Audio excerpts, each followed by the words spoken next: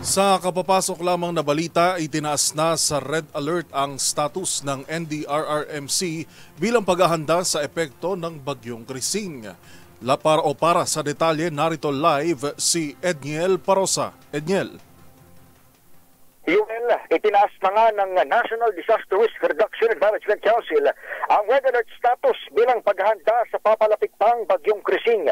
Epektibo mula alas 12 ngayong tanghali ang atas ng agarang emergency response o immediate emergency response sa buong bansa, lalo na sa mga maaaring daanan ng bagyo. Sa bisa ng Memorandum number 170 series of 2025, pinag-duty na rin ng NDRRMC ang detailed officers nito mula sa Armed Forces of the Philippines, Bureau of Fire Protection, Philippine National Police at iba pang ahensya na pamahalaan gaya sa DILG, DSWD, DA, DPWH, DepEd at DOH. Huling namataan ng tropical depression sa silangan ng Catanduanes hanggang kaninang alas 11 ng umaga. Posible pa itong lumakas at maging tropical storm o typhoon bago inaasahang landfall sa Northern Luzon. Batay na rin sa forecast ng Pag-asa.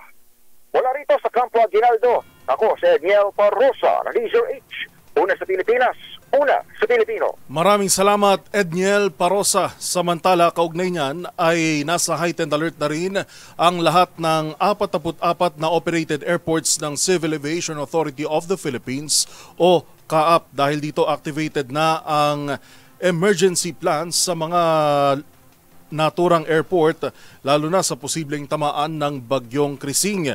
Inabisuhan ang lahat na makipag-ugnayan sa local disaster councils, airlines at iba pang partners upang masiguro ang safety ng mga pasahero.